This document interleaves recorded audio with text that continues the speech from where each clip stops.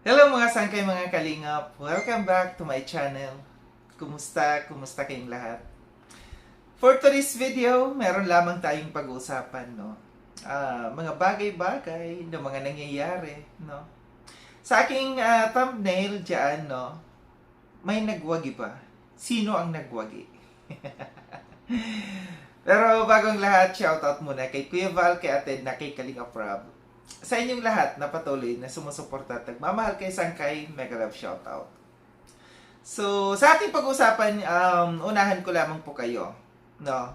Ito hindi pagkukundina, ito hindi para mabash yung tao or kung sino mang tao, no? Ito'y pagbibigay lamang ng um, points of view, aking pananaw, no? Lahat tayo merong karapatan na magbigay ng points of view. Sa mga hamon ng buhay, no? Sa lahat ng hamon ng buhay, merong nagwawagi, merong talo, no? Alam natin 'yan, no? Pero hindi lahat ng taong mga matataas, no, na sinasabing mga makapangyarihan na tao, palagi silang wagi. Hindi yung mga taong laging nagsasabi na sila'y inaapi, no? Sila'y nagwawagi, no? Sa pangyayaring ito, no, ito yung points of view ko lang, pananaw ko lang sa pangyayaring ito. Para sa akin, no, yung pangyayaring ito, wagi si Kuya Val.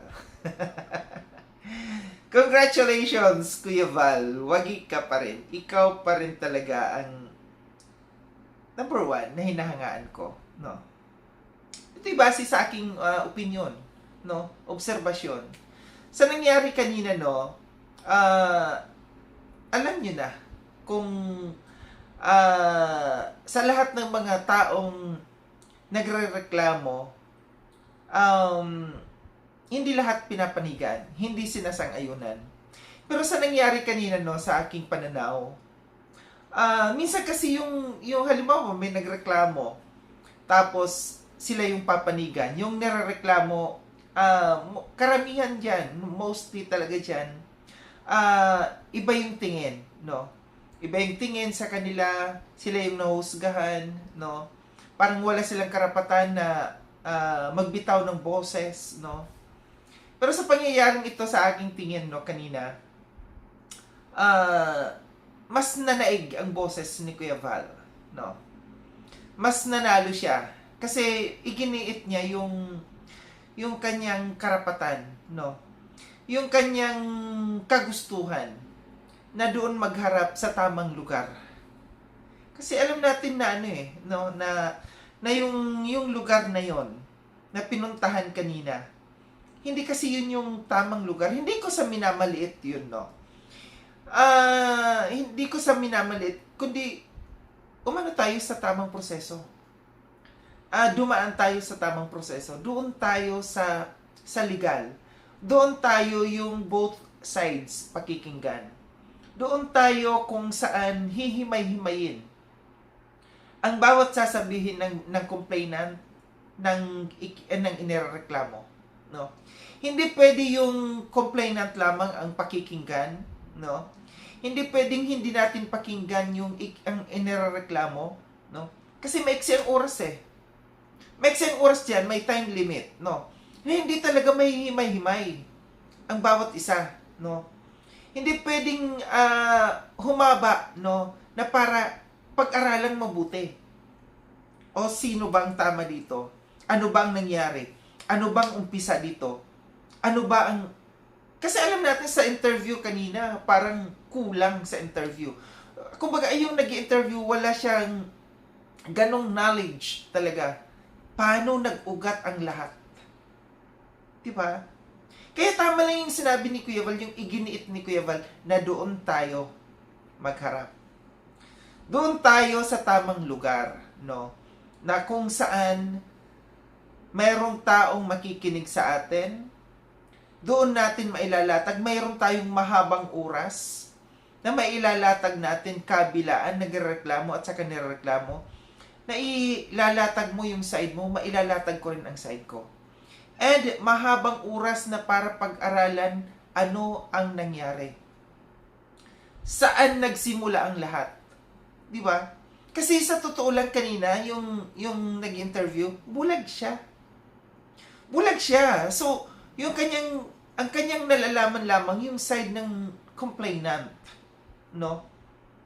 Hindi niya pansin si Kuya Val halos konti hindi makapagsalita. Nangyari kasi sa akin yun eh. Pagka kayo yung nandoon sa lugar na yon, no?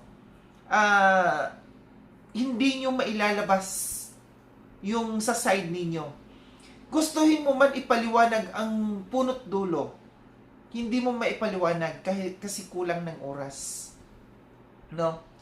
And hindi mo mailalatag yung mga ebidensya na hawak mo. Kasi nga limited. Very limited yung oras doon. Kaya ako, kaya ko nasabi na wagi si Kuya Val. Kasi hindi sa laban na ito na kaburan, kundi nagwagi siya doon na na-insist niya yung gusto niya. Nagwagi siya doon na gusto niya na doon tayo sa tamang lugar magharap. Doon tayo sa tamang lugar na kung saan merong makikinig. Yung makikinig ng haba ng oras na ating sasabihin. Yun yung ibig kong sabihin. Doon nagwagi si Kuya Val, no? Kasi kung alam natin no na maiksi lang ang oras doon, no? Na hindi talaga alam. Hindi alam ng nag-interview kung ano ang punot dulo. Napaka-importante kung meron tayong ipinaglalaban sa buhay. Huwag natin i-shortcut, no? Doon tayo sa umpisa. Doon tayo sa tamang steps, no? Umpisa natin step 1, step 2, step 3. Hanggat sa makamit, no? Yung gusto mong makamit. Huwag tayong mag-shortcut. Doon tayo sa tamang proseso, no? Which is, ito yung gustong mangyari ni Kuya Val. Doon tayo sa tamang proseso. Doon tayo sa tamang lugar, no? Na makakapag-usap tayo. At kung meron kang ebidensya na ilalatag sa akin, meron din ako ebidensya na ilalatag din na para sa akin, no? Kaya mahirap yung mahirap yung ganong sitwasyon kasi ako ranas ko na yun, nangyari na sa akin yun. And thankful lamang ako, no, na natapos din yun yung sa akin. And gusto ko rin pasalamatan lahat ng mga sumuporta doon kay Kuya Val kanina, sa lahat ng mga nagko-comments, no, sa lahat ng mga nandoon na napakalaking puntos yun. No, pag ni-review ng mga admins, pag ni-review yung mga comments, no, mostly pabor doon sa kay Kuya Val. Salamat sa inyong lahat, no, na Team Kalingap, no, na solid na sumusuporta. At sa mga ganitong laban, nandiyan dyan kayo. Kayo'y isang mga nagpapatunay kung ano nga ba ang katotohanan. Ito yung gusto ko dito sa sa Team Kalingap, no. Kasi meron tayong mga solid supporters na handang magpalakas ng loob natin, no. Kahit ako naranasan ko 'yon nung nangyari sa akin. May mga tao diyan na mga solid supporters, no, na nang nababasa ko yung mga comments, nagpapalakas ng aking loob, no. So ito lang aking reaction patungkol dito sa pangyayari to. Ulitin ko, wala akong kinukundi ng tao dito. Wala akong gustong may masira na tao dito sa reaction kong ito. Kundi ako yung nagbigay lamang ng aking points of view, ng aking pananaw, ng aking obserbasyon kung ano yung nangyari kanina. Kung ano man ang aking mga sinabi dito, base ito sa aking opinion at base ito sa aking napanood, no. Kaya ako nasabi na wagi si Kuya Val, ulitin ko, wagi si Kuya Val kasi nanalo siya doon sa ininsist niya na gusto niya nasa tamang proseso, hindi yung shortcut, no. Doon sa tamang lugar, magharap, at doon sa tamang lugar kung saan makakapag-usap ng maayos. Muli, maraming salamat mga sangkay sa panonood. Sa mga hindi pa nakapag-subscribe kay Sangkaylon, subscribe niyo na po ako. Click yung notification bell para updated kayo sa lahat ng mga videos na aking gagawin. Like and share itong video na ito mga sangkay.